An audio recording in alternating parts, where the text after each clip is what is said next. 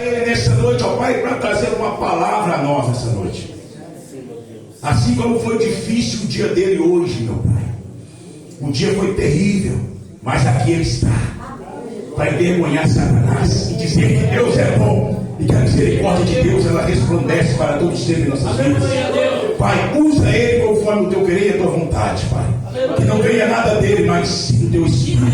Então fala conosco, Pai. Em nome do Pai, do Filho e do Espírito Santo de Deus. E aplaude ao Senhor em nome de Jesus. Aleluia.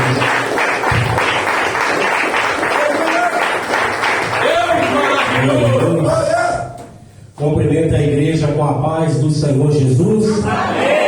Que a paz de Cristo seja multiplicada em cada coração.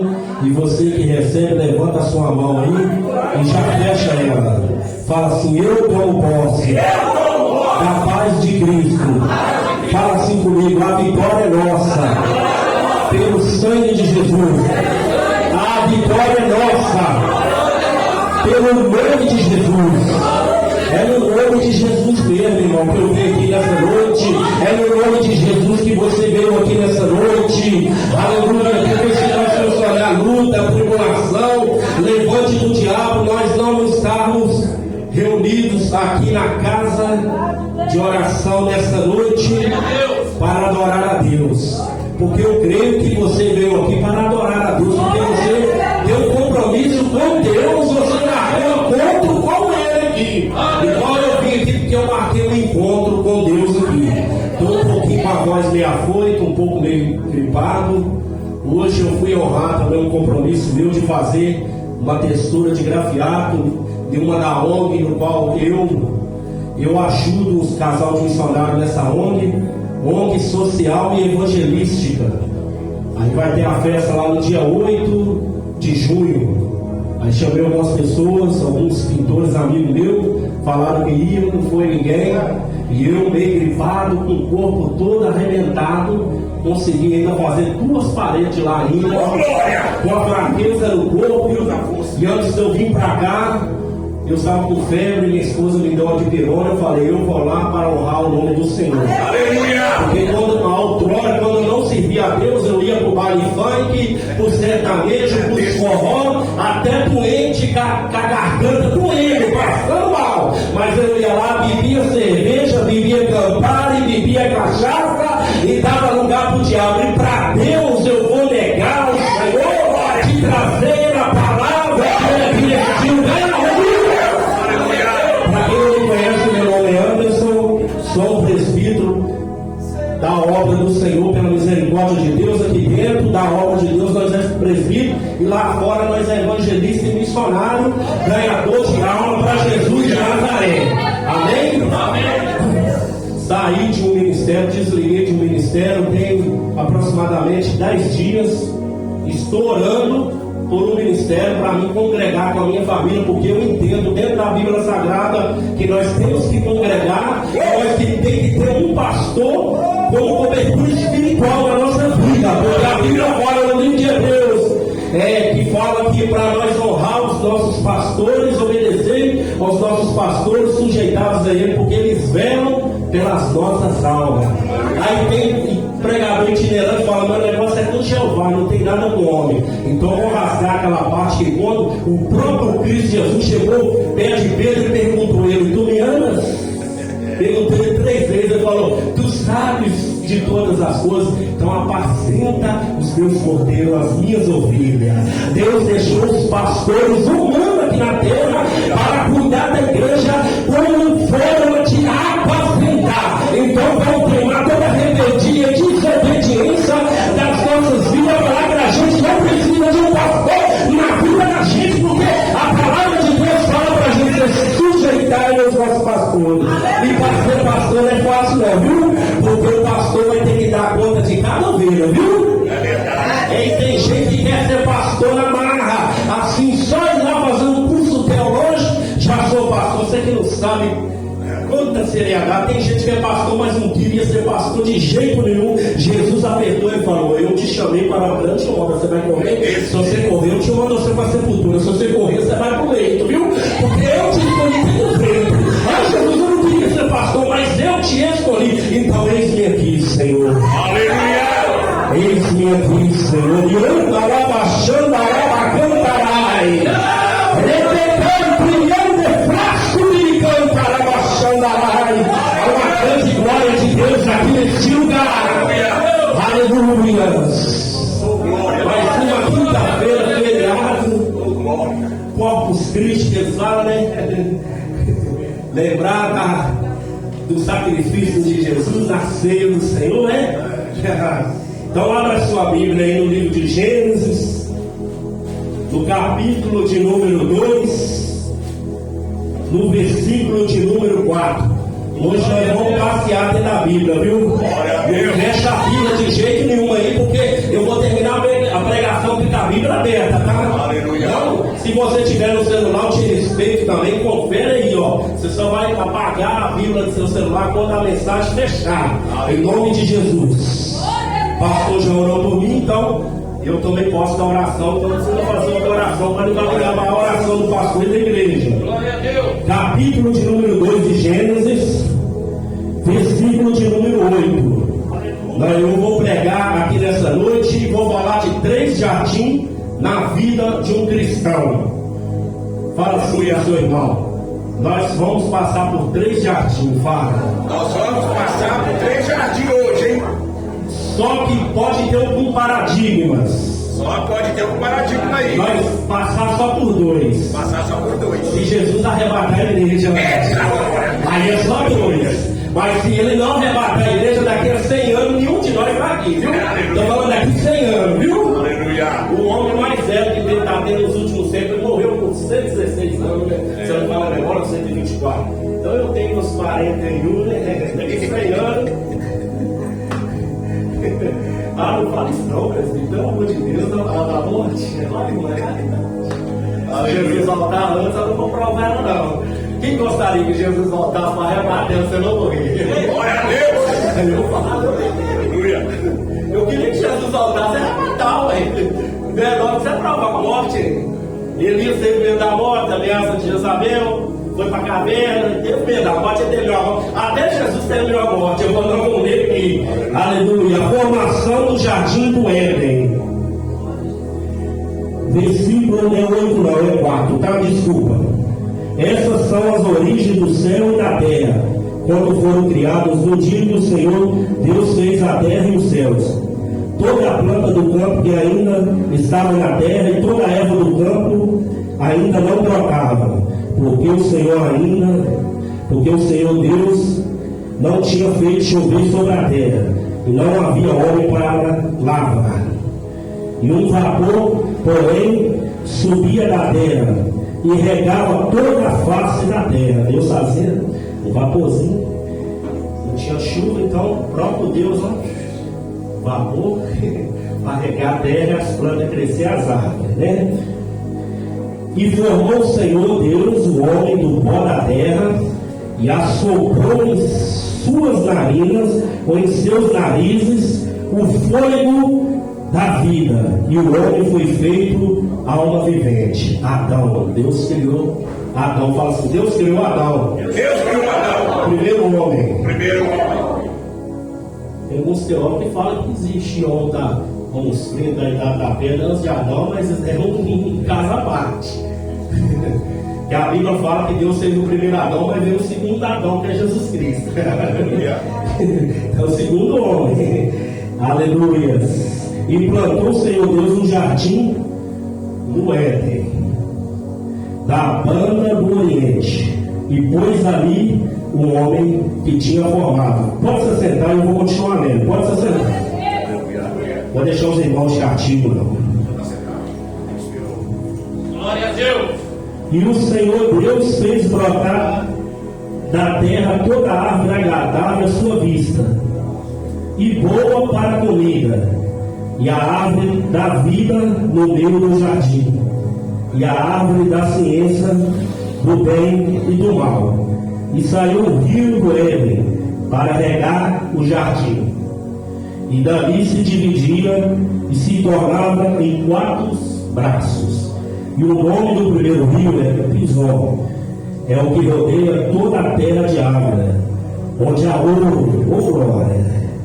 e o ouro dessa terra é bom, e ali o berílio e a pedra sardônica. E o nome do segundo rio é Gion, esse que rodeia toda a terra de Cush. E o nome do terceiro rio é Idegel. Este é o que vai para a banda do oriente da Síria. E o quarto rio é o Eufrates. E tomou, porque a letra está pequena aqui, estou um pouquinho de dificuldade, que eu na outra Bíblia a letra é grande, mas vocês me perdoem qualquer coisa, tá? Mas está entendendo? Amém. E o Senhor, tomou o Senhor Deus o homem, pôs no jardim do Éden para lavrar e guardar. E ordenou o Senhor Deus ao homem, dizendo: de toda a árvore dos jardins comerás livremente, mas da árvore da ciência do bem e do mal, dela não comerás, porque no dia em que dela comeres, certamente morrerás. A Bíblia está falando, o jardim do Éden, tem uma referência bíblica lá no livro de Ezequiel, bacana eu tenho aqui, para compartilhar com os irmãos. Significa o jardim de Deus. O jardim do Éden, então, significa jardim de Deus, ou o paraíso. Fala assim, significado de jardim do Éden, fala. Significado de jardim do Éden. O jardim de Deus, ou o paraíso, segundo os teólogos. Amém? E aqui, como no entendimento, Deus criou os céus, a terra e o mar, criou tudo. E Deus criou um jardim e colocou o homem para lavrar. Mas não existia chuva naquele tempo, porque Deus não tinha feito chover ainda. Mas da terra Deus fazia um vapor de água sair para dar sustentabilidade às plantas, às árvores, aleluias, e tudo ser vivente qual Deus criou. Tudo Deus criou pelo poder da sua palavra. Disse Deus: haja luz, e houve luz. Tudo que Deus criou, os animais, criou tudo, Deus criou pelo poder da sua palavra. Agora vamos voltar lá. Com quem que Deus estava conversando? Então, é bom que o homem esteja só. Vou fazer uma disjuntura para ele. Mas Deus foi e pegou o homem, em primeiro lugar, depois eu vou falar da mulher para não misturar. Criou o homem e assoprou em suas narinas o fôlego de vida, e o homem foi feito alma vivente. E Deus colocou o homem lá no jardim do Éden. E Deus tinha criado todos os animais também. E Deus criou tudo, colocou o homem ali. Mas lhe faltava a sua companheira, chamada Eva. Mas Deus deu autonomia para Adão de escolher o nome de cada animal. Quem já ouviu falar de leão aí? Porco, foi Adão que deu o nome. Dos peixes, baleia, foi Adão que colocou o nome. Todo cachorro, gato, tudo quanto é animal que a gente sabe, foi Adão que colocou o nome, porque Deus deu essa autonomia e esse privilégio para ele de colocar o nome em todos os animais a qual Deus criou. Aleluia! Aleluia! Baleia, tudo ali, leão, onça, tigre, tudo, orca, tamanduá, bandeira também. Aqueles irmãos que dão um abraço, tamanduá. Então Deus deu essa autonomia para ele. E Adão vivia no paraíso com Deus. Fala assim: Adão vivia no paraíso com Deus. Adão vivia no paraíso com Deus. Não tinha pecado lá no jardim do Éden. Fala. Não tinha pecado no jardim do Éden. Não tinha maldade. Não tinha nem a mulher lá ainda. Depois que Adão deu o nome dos animais, Deus viu no coração dele, agora minhas palavras, fez cair um sono profundo sobre Adão. E Deus fez uma cirurgia, tirou da costela de Adão, Deus formou a mulher, Eva, a mãe de todas as animarias, e colocou e deu a Adão, a mulher chamada Eva, para eles viver ali no jardim mil maravilhas na comunhão com Deus, no primeiro amor. Jardim do Éden também significa o jardim da inocência. Adão estava ali no primeiro amor dele com Deus. Eva estava ali ao lado dele como adjutora, porque Adão, a Bíblia fala que Deus deu autonomia para o homem também lavrar a terra. Então Adão estava ali, tem gente que fala, Adão não trabalhou, mas se ele estava lavrando, ele estava trabalhando, não para receber salário, mas ele tinha que fazer alguma coisa. Como é que uma pessoa está lá dentro do paraíso, dentro do jardim do Éden, e não vai fazer nada? Você acha que ele ali não pegava ali uma manga, chupava uma manga, e as tacinhas falavam uma fruta, ali Adão alimentava daquela fruta, ali eles se viam mil maravilhas. Dentro do jardim do Éden, do paraíso, o jardim da inocência, não tinha briga lá, Adão e Eva não brigavam. Lá não tinha briga de marido e mulher, lá dentro não tinha. Não tinha maldade, ninguém xingava o outro, não tinha ninguém passando, o marido passando a rasteira na mulher e a mulher passando a rasteira no marido, não tinha pecado ali no jardim do Éden, não tinha adultério, não tinha nada de maldade. E a Bíblia fala que Deus, na viração do dia, Deus ia lá para comunicar com Adão. Adão falava com Deus. A Bíblia fala aqui no livro de Gênesis que Deus chamava Adão, e Adão comunicava-se com Deus. Então Adão estava vivendo um verdadeiro amor, um verdadeiro primeiro amor diante da presença de Deus. E agora eu vou levar para os dias de hoje. Aleluias. Quando nós aceitamos Jesus como nosso único, suficiente e eterno Salvador. Pela primeira vez. Quem já aceitou Jesus aqui pela primeira vez? Pode levantar. Quem já aceitou Jesus aqui? Estou falando quem reconciliou, não.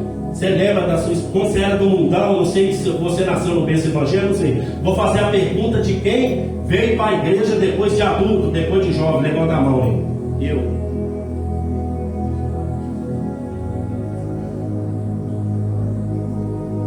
Você levantou suas mãos cansadas, oprimidas, igual eu fiz, e aceitou Jesus como o único suficiente Salvador, através de um apelo de um pastor, de um presbítero, de um evangelista, ou de um missionário, ou de uma missionária, ou de uma pastora, ou de um irmãozinho, ou do culto de criança, não sei, dirigindo as crianças, chamou quem quer aceitar Jesus essa noite. Você lembra? Eu lembro da minha. Eu lembro o pastor, presidente do Ministério Amor Congregado, que chamou quem queria aceitar Jesus, e eu estava ali no banco, ali resistindo, passou o evangelista, estendendo a mão. Por isso, na hora do apelo, é bom levantar a mão para as correntes, todo mal vai por terra. E ali eu peguei, ele olhou para mim, deu um sorriso e fez, vai lá. E isso daí foi parece que ele tirou do meu lugar ali, Deus usou ele. E eu fui lá no ano em dezembro, 18 de dezembro de 2002. Eu fui diante do culto, diante da plataforma de Deus, que não é o altar. Fui lá e entreguei a minha vida para Jesus de Nazaré. Aleluia. Eu aceitei Jesus ali, eu fui todo pesado para a igreja, com o fardo do pecado, eu fui todo problemático para a casa de oração, meu irmão estava internado no CTI, eu fui para a presença de Deus pela dor, porque quem não vai pelo amor vai pela dor, isso é fato, isso é verídico, e eu fui ali e aceitei Jesus como meu Salvador, e ali eu fiquei levinho, fiquei todo feliz, cheguei na minha casa, eu aceitei Jesus como meu Salvador, e aquele amor começou a entrar na minha vida ali, eu senti algo diferente, agora eu sou crente, agora eu vou para a igreja, agora eu vou ser o crente, igual eu falava que quando eu fosse ser crente, eu queria ser um crente de verdade, não um cara desses crentes de meia tigela aí não, e quando eu estava no mundo, mas no dia que eu fosse para a igreja, eu ia para ficar, aleluia. E eu sou um crente de verdade, aleluia, e ali eu aceitei Jesus na minha vida, aleluia, aí começou a entrar o amor, aí eu já fui no próximo culto, eu fui aceitar Jesus no domingo, na terça, eu fui na igreja, aceitei, e no culto de terça-feira, quinta-feira eu estava lá, adorando a Deus, já no domingo eles me ligaram no sábado, eu posso fazer uma visita na sua casa, pelo meio da tarde, eu falei, pode, E os irmãos foram lá na minha casa com a Bíblia na mão, cheio de amor, e falou: Jesus te ama, João. Eu vim aqui para explicar a você as escrituras sagradas. E aí ele orou por mim, falou: você pode contar comigo, com a igreja, o que você precisar. Nós somos agora uma família. Se você precisar de oração, nós estamos aqui. Se você precisar que faça um jejum, você não estamos aqui. Se você precisar de outra visita, nós vamos aqui. Se você precisar de uma ajuda financeira, de um alimento, nós estamos aqui para te ajudar, porque a igreja é isso. Nós amamos Deus e o próximo. Eu falei: ô glória, no mundão que é isso, que é isso? Aí começou a entrar aquele primeiro amor no meu coração e falou: eu vou fazer um convite para você para o ensaio da mocidade no domingo que vem, você vai? Aí eu falei: vou. E eu andava 30 minutos, irmão, para ir para a igreja, a pé, não tinha carro não, nem bicicleta eu tinha. Andava no Ribeiro de Abreu, Barra São Gabriel, para ir para a igreja. A pé, meu irmão, eu passava Pinheirinho, quando chovia era barra, nós chegava na igreja com o pé todo sujo de barra, e aí aquele primeiro amor. Ali, meu irmão, naquele primeiro amor, eu não via defeito de ninguém. Eu ia para a igreja, eu não tinha olhar para a fofoca. Eu não tinha olhar para disse e me disse. Eu não via nada de errado. Quando falaram, o irmão desviou, falou mal da igreja, levantou contra a igreja, não sei o que, eu falei: vamos orar. E nada me atingia, meu irmão. Tinha pessoa que às vezes falava coisa de mim: você tá um pouquinho meio desanimado, um pouquinho meio na cara. Eu falei: tá, não, tá repreendido em nome de Jesus. Mas nada me parava, porque eu estava no primeiro amor. Aí me ensinaram a orar de madrugada. Eu fiz propósito de madrugada, de 7 euros, 3 horas de manhã de joelho, porque eu estava no primeiro amor. Não falhava mesmo, eu colocava nos relógios para despertar 10 para as 3 da manhã. Eu falei: pô, eu estou orando de madrugada. Aí eu fui ensinado, falava assim comigo: não sei se é errado ou se é certo. A fila é menor de vez na madrugada. Aí depois me ensinaram a fazer jejum. Ali eu fui fazer jejum, depois eles me deram uma Bíblia, e ali eu fiquei todo felizão. Aí depois eu ganhei minha primeira camisa social, ganhei gravata, ganhei calça social, ganhei sapato, 44, tinha um irmão lá calçava 44, me deu também. Aí eu comecei a ir para a igreja, aí os colegas falaram: ai, que isso, pastor, você tá bonito, hein? Primeira vez que eu coloquei um terno, uma gravata para ir para a igreja, eu falei: ô glória! Eles vão palma de mim e falam: ô pastor, ora por nós lá. Ô pastor, você não vai lá dar seu dízimo para a igreja? Eu falei: eu sou pastor e vocês vão ser ovelhas do meu rebanho. E é a primeira coisa, eu estou fazendo uma ilustração que para você entender desse jardim, não, e nada me tirava da presença de Deus, meu irmão. Paulo Agila se levantava, mulher, eu era solteiro, mulher mexia comigo, querendo cair comigo. Eu falei: está repreendido em nome de Jesus. Eu vou esperar no meu Deus, eu vou preparar uma Rebeca para mim ali. Está ali atrás a campanha, né? Com 3 anos Deus me deu essa princesa. Eu fiquei apaixonado dela louvando a igreja. Louva Deus do beijo, para a glória de Deus. Aleluia. Não estou falando da minha vida, eu estou falando do primeiro amor. Você entende a palavra, porque é esse jardim do primeiro amor. Agora uma pergunta eu vos faço: você está no seu primeiro amor com Deus? Você está a mesma coisa de quando você chegou, aceitou Jesus na sua vida? Você permanece a mesma coisa? Meu Deus. Ou você está olhando defeitos, querendo sair da igreja? Você está querendo rapar fora da igreja? Fala: não volto lá mais, porque o irmão não me deu a paz do Senhor. O irmão não mandou uma mensagem de oração para mim, não me ligou de madrugada para orar. Quer saber de uma coisa? Tem uma panelinha lá na igreja, eu não vou voltar. Será que você agora está olhando para esse lado e está largando o seu amor para Deus? Que a Bíblia fala: olhai para mim, sereis salvos, vós todos os termos da terra. O nosso manto é com Jesus de Nazaré, meu irmão. Glória a Deus, aleluia. Viu, pastor, quando eu estava no primeiro amor, via cada luta, pastor. Tempestade de tudo quanto é jeito. Dentro de casa, você está desempregado, minha mãe cutucar, vai trabalhar, senhor, vai caçar, só ir para a igreja, não. Vai arrumar um serviço. Eu falei: mãe, mas não encontrei um serviço ainda. Não, você vai ajudar dentro de casa, porque o alimento aqui está pouco. Quantas vezes eu comia arroz, meu irmão, com tomate, não tinha um feijão para comer. Ela fala: você vai ter que ajudar dentro de casa. Você quer saber só de igreja? Jogar na minha cara.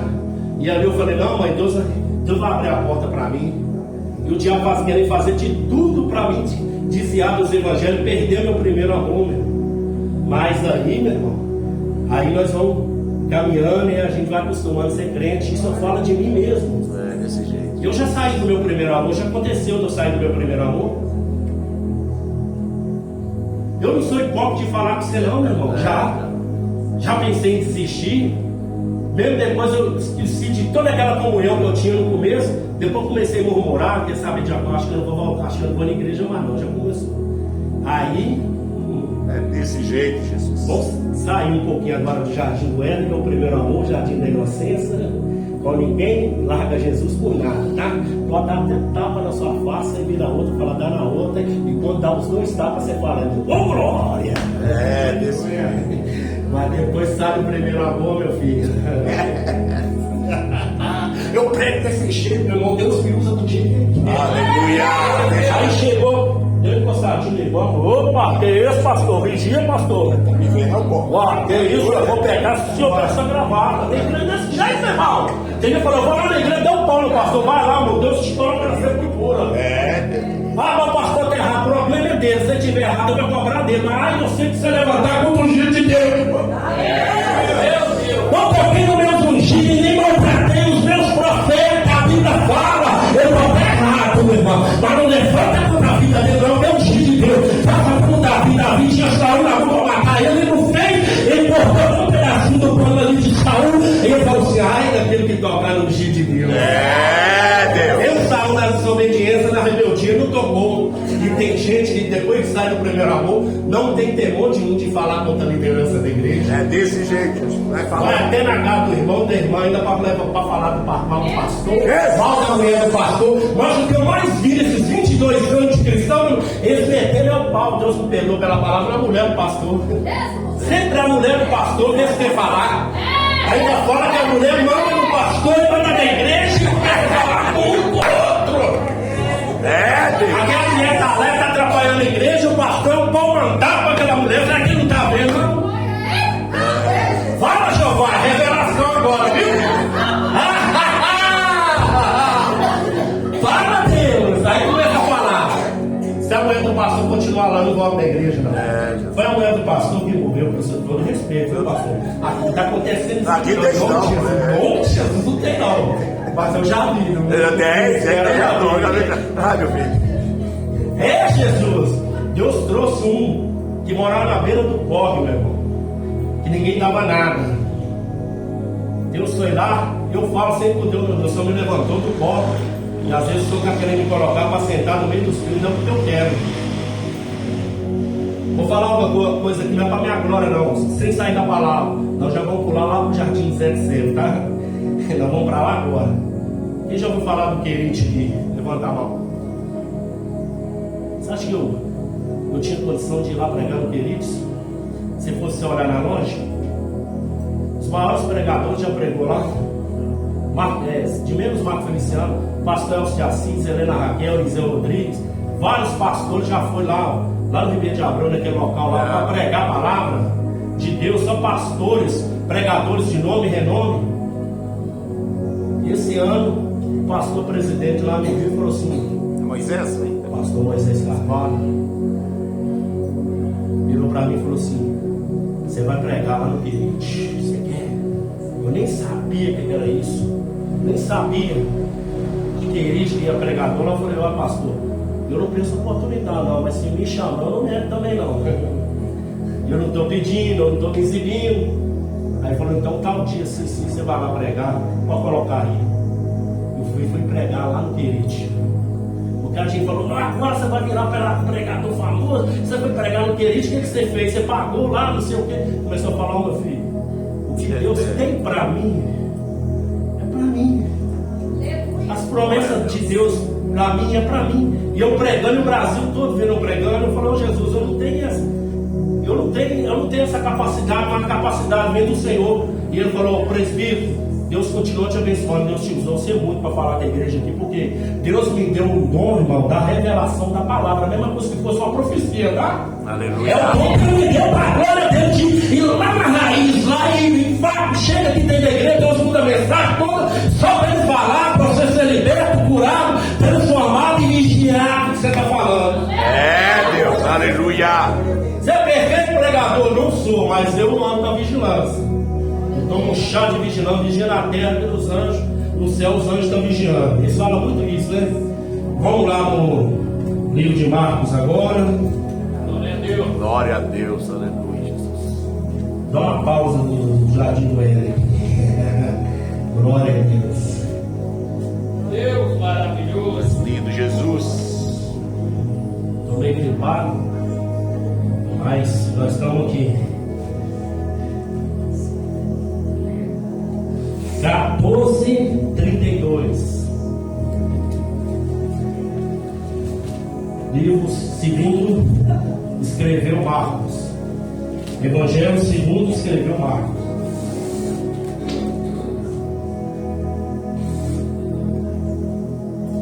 Glória a Deus. 14:32. Pode usar a toalha aí, viu, presbítero?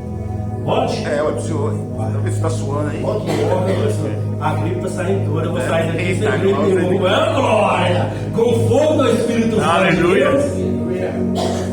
Marco Aurélio falou que privilégio, pastor. Com glória.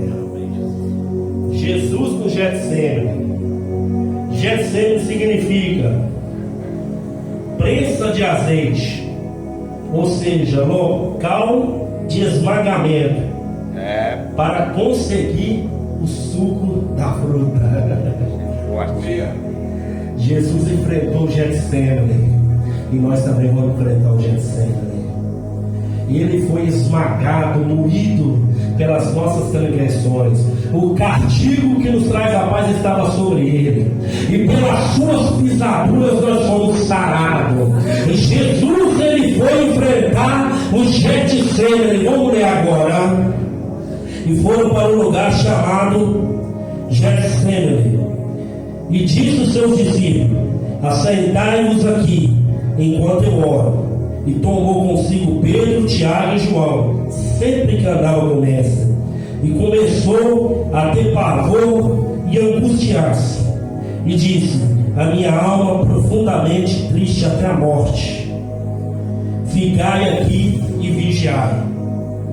E tendo ido um pouco mais adiante, prostrou-se em terra e orou para que, se fosse possível, passasse dele aquela hora. E disse: Pai, todas as coisas te são possíveis. Aparta-te de mim este cálice. Não seja, ele pediu Deus para passar dele o cálice, mas logo já falou: não seja, porém, o que eu quero, mas o que tu queres. E chegando, achou dormindo e disse a Pedro: Simão, dormes? Não pode vigiar uma hora? Vigiai e orai, para que não entreis em tentação. O espírito, na verdade, está pronto, mas a carne é fraca. E outra vez orou, dizendo as mesmas palavras: se possível, passa de esse carro. E voltando, achou outra vez dormindo, porque os seus olhos estavam carregados e não sabiam o que responder. E voltou pela terceira vez e disse: dormi agora e descansai, basta, é a chegada a hora. Eis que o Filho do Homem vai ser entregue nas mãos dos pecadores. Levantai-vos e vamos, que está perto que há de lhe trair. Jesus, ele foi enfrentar o Getsemane. Jesus estava ali no Getsemane. Agora vou falar das minhas palavras. Já está contemplando a cruz. Getsemane era no pé do monte. Ele ia enfrentar o Gólgota, ia carregar a cruz pelos meus pecados, pelos seus pecados. Já vi gente falando: Jesus morreu há mais de 2000 anos atrás. O que não tem a ver com isso?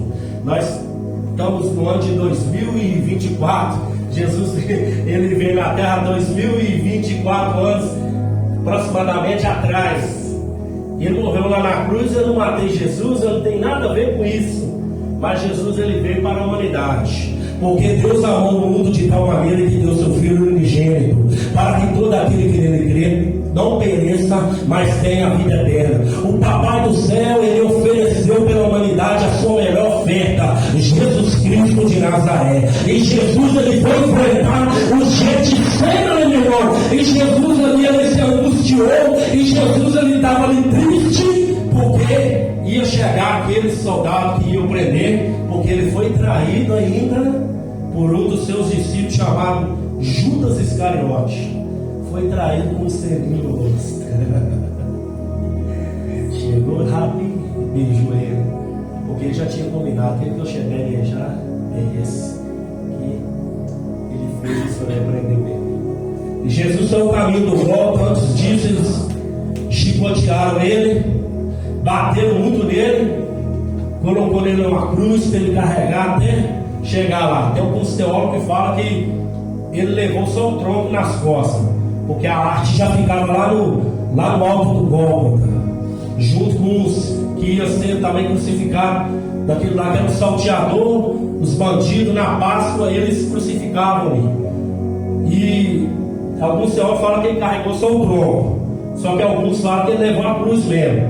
Mas se é o tronco, se é a cruz, e ele foi arrastando até chegar lá.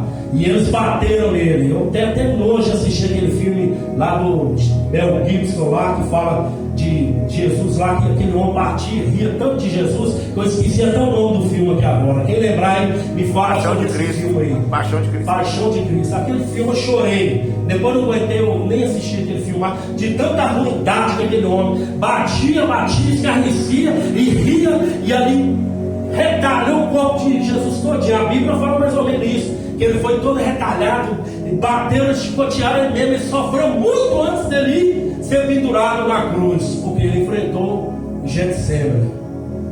E quando ele estava subindo ali no caminho do Gólgota, ele não aguentou mais. Deus enviou um escravo chamado Simão Cirineu, que foi ajudar Jesus a carregar a cruz. Tem momento da minha vida e na tua vida, meu irmão e minha irmã, que a gente está passando tanta guerra, tanta luta, que dá vontade da gente largar o ministério, que dá vontade da gente largar tudo, dá vontade de largar a família, largar emprego e falar: eu vou subir, eu vou embora, eu não aguento mais de tanta luta, porque é pesado, é porque você está enfrentando Getsemane. É forte. Caminho da tribulação, porque servir a Deus não é somente mar de rosa lá no jardim do Éden. Servir a Deus não é só mar de rosa, tem seus espinhos também, porque Jesus ele falou: aquele que perseverar até o fim, esse será salvo. Tem que perseverar. Servir a Deus não é fácil, não é impossível, que a Bíblia fala que os mandamentos de Deus não é pesado. Alegrai-vos na esperança, sede pacientes na tribulação, perseverar em oração. Então esse jardim nós enfrentamos ele também, porque Deus quer levar nós no nível mais elevado, porque nesse jardim você vai adquirir as maiores experiências. Nesse jardim Deus vai te fortalecer, vai me fortalecer. Eu já passei por jardim de Getsemane, já, e não foi uma ou duas vezes não. Lembro-me que quase fiquei internado, quase 30 dias, toda enfermidade da minha vida, eu servindo a Deus, a doença, a enfermidade me pegou trabalhando na obra de Deus. Ela me visitou e eu fiquei no leito de dor quase 30 dias, quase que eu morri. Porque eu servi a Deus, aí vinha na minha mente: você serve a Deus porque você está passando por isso. Você serve a Deus porque você está passando por isso. É desse jeito. E eu lá dentro do leito de dor, Deus falou: eu te dei um dom, meu servo. E por que você não está falando do meu amor que Deus te deu? Meu Deus. E eu cheio de acesso, de pirona, é tudo quanto é remédio que aplicava em mim, remédio que mexia no sangue. E eu com acesso, quem sabe o que é acesso aqui que eles põem? Para não precisar ficar furando toda hora, põe um acesso. E ali quando eles vão aplicar de novo, eles vão, tem hora com acesso alta, aí eles têm que colocar outro. Aí eu lá ia, eu te questionava, ele falou: como prova que eu estou falando contigo, logo pela manhã cedo eu vou te dar um sinal. Porque na minha mente veio: como é que eu vou ir pregar, falar do amor de Jesus aqui, se eu estou em cima de uma cama, até para ir no banheiro, a enfermeira tem que me levar, me ajudar a ir lá, e onde é que eu vou, aquele líquido que soro, um negocinho chato, viu, senhor? Se você estiver passando mal, fica olhando para aquele negócio ali, você fica desesperado, senhor. Eu nem olhava para aquele negócio, mas eu falava para o enfermeiro: dá uma acelerada nesse negócio aí que o trem vai, ó. Depois passa 20 segundos para dar outra gotinha, acelera esse negócio aí, isso, ó. Nossa, eu já não aguento mais olhar para isso. É desse jeito. Aí ele me deu um sinal logo pela manhã: o doutor me acordou. Não é anjo não, é o doutor mesmo. Porque tem gente que inventa, né? Quer florear mais, quer pôr um testemunho, não. Foi o doutor, falou: antes, você está sentindo aquelas dores quando você chegou aqui? Eu falei: não, doutor, diminuiu bastante, eu não estou tendo paciência com esse soro aí. É mesmo? Então você não está sentindo dor, então eu vou pedir para tirar o acesso de você. Se caso você sentir alguma dor de cabeça, porque você está internado, você vai ficar aqui no mínimo uns 22 dias. Você vai ter que fazer uns exames, tomografia, você vai estar internado. Já estou te falando, ó. Falei: tudo bem, doutor. Aí logo quando ele saiu, a glória de Deus pegou e me visitou e falou: não falei que ia te dar um sinal, meu servo. Aleluia. Não falei que ia te dar um sinal, meu servo, neste lugar. E eu enfrentando gente sempre, eu falei, Deus mandou falar de Jesus. Aí eu comecei a falar de Jesus, eu comecei a andar no hospital. Comecei lá no pronto-socorro, né? Quando você está no quarto do hospital, lá no Risoleta mesmo, lá embaixo, pronto-socorro. E chega gente baleada, gente cortada de facão, gente esfaqueada, gente todo quebrado de acidente de moto, de carro. Ali você vê várias cenas ali, gente já morto, no lençol preto, passando com a maca para lá e para cá, sangue pingando pelo chão afora. Eu falei, Jesus, onde é que o Senhor me levou? E ali eu comecei a andar ali. O primeiro que eu preguei foi uma pessoa que estava presa ali, e o policial estava lá tomando conta dele, ele algemado. Falei assim, ô senhor policial, não sei se era sargento, se é cabo, pedi autorização para não falar do amor de Jesus para ele. Ele pediu se ele queria que eu falasse de Jesus para ele. Eu quero, pô, Jesus te ama. Deus está permitindo você ir preso, porque quem inventou a cadeia foi Deus. Deus está permitindo você passar pela cadeia, porque se você cair aqui ainda você tem chance ainda de voltar ainda e ser um homem de Deus. Mas se você cair nas cadeias do inferno, já era. Quem inventou a cadeia foi Deus. Falei com ele, Jesus te ama. Ele começou a chorar. Falei, quando você sair, lá dentro da cadeia, lá onde é que você estiver, for com alguns evangélicos lá, falar do amor de Jesus, recebe a Bíblia, recebe a palavra e sai e faz um propósito com Deus, que Deus tem uma obra muito grande na sua vida.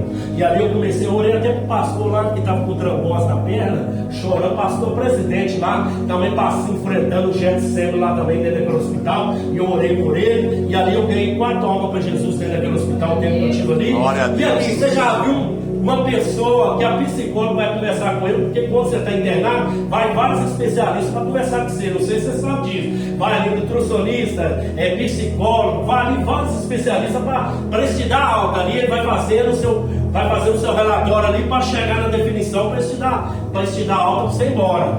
Aí eu falei de Jesus para a psicóloga que foi me aconselhar, e ela chorou com a palavra de Deus que eu falei com ela. Ela falou, nossa, como é que você fala a palavra de Deus assim sem estar com a Bíblia? Porque eu li essa mensagem sua no livro espírita, na Bíblia espírita, e você falou um versículo certinho sem estar com a Bíblia. Eu falei, é o dom do Espírito Santo, Deus me colocou aqui para falar do amor dele. Eu estou passando a aprovação. Você sabe o que é aprovação? Mas Deus sabe de todas as coisas, ele está me estruturando para a boa obra. Aleluia. Eu olhei para o pastor lá que estava enfrentando Getsemane, gente, de pessoa lá, pastor, desviado do evangelho, pediu oração, eu doente ainda, orando, falando do amor de Jesus. Tem gente que fala, você tem que viver o que você prega. Irmão, se você estiver doente, você não está em pecado, você não fala do amor de Jesus, você pode orar para os enfermos, é doente. Que erro tem nisso? Tem um cara de pregador aí, metido a besta, fala que você tem que pregar o que você vive. Se você estiver doente, você não pode orar para quem está doente para ser curado, você não pode estar em pecado. Aí não. É verdade. Eu já orei doente para os outros, a pessoa foi curada. Eu já orei numa aprovação financeira, desempregado, no vermelho. A pessoa ora para Deus abrir uma porta para mim, Deus abriu a porta para a pessoa, eu continuar ainda no vermelho ainda, desempregado. Eu falei, não orei, Deus abriu a porta para ele. Olha para a minha vida sentimental, eu solteiro, eu lá, eu orando. Irmão, Deus chamou para a boa obra, eu vim aqui, eu estou gripado, mas eu estou aqui pregando, eu estou aqui sendo usado pelo Espírito Santo para te dar um alimento aqui, você sair e voltar para a sua casa edificada. Porque todas as vezes que eu vou subir na tribuna, eu falo, meu Deus, me usa para o nome do Senhor ser glorificado, a tua igreja edificada, e quando o Senhor abrir a minha boca e vencer para a edificação da tua igreja, para o alimento da tua igreja, para a honra, a glória, o louvor, a exaltação, ser toda para ti, o Senhor me fortalece e me guarda. Você está achando que o diabo está lá do outro lado da rua, os demônios lá com raiva? Não fala isso não, não prega isso não. Mas eu estou aqui pregando, em frente ao Getsemane, meu irmão. Igual Pedro lá no meio do deserto, 70 discípulos abandonou Jesus porque estavam ali só por causa de pão, só por causa de comida. Quando Jesus começou a apertar o discurso, 70 discípulos abandonou Jesus. Aí Jesus chegou nos outros, não queremos vós também retirar, não. Aí Pedro chegou perto de Jesus e falou, para onde iremos nós? Se só o Senhor tem palavras de vida eterna. Eita glória. Quem serve a Deus, meu irmão, serve a Deus porque ama a Deus e porque quer ser salvo. A salvação é eterna, meu irmão. Porque se a gente abandonar a Deus, conhecer toda a palavra de Deus, o mármore do inferno nos espera. E a pior, para quem conhece a Deus, cai no inferno, o diabo vai tentar com ele mais lá ainda. É desse jeito. Por isso que agora eu já pensei em desistir. Você serve a Deus porque você tem medo de ir para o inferno também. Também, um pouquinho também. Eu não quero ir para lá não. Porque quando você começa a ler, fazer estudos sobre o inferno, fala, Jesus, Deus fechar, meu irmão. Pranto, ranger de dentes, onde o fogo nunca morre, o bicho nunca morre, o fogo nunca se apaga. É o inferno. Aí lá em Apocalipse ainda fala que o inferno vai ser lançado junto com o falso profeta, a besta, Satanás e todos os rebeldes dentro do lago de fogo e enxofre ainda. Se o inferno acha que o inferno é terrível, pior que o inferno é um lago de fogo e enxofre, meu irmão. Por isso que quem serve a Deus de verdade, meu irmão. Não brinca não. Se você cair, arrepende logo, pede perdão e volta para onde você não deveria ter saído. Volta para a comunhão com Deus. Porque quando Pedro negou Jesus, depois Pedro foi lá e foi juntar com os discípulos. Lá e Jesus apareceu, depois que ele ressuscitou, lá dentro da casa, depois do caminho de Emaús, Jesus apareceu lá dentro da casa onde que Pedro estava. Ele voltou, ele foi para junto com os discípulos. Agora Judas Iscariote, Deus deu oportunidade para ele também. Ele foi, se mandar e foi se enforcar. Aí então a polêmica fala, isso ensinou? É só Deus é que sabe.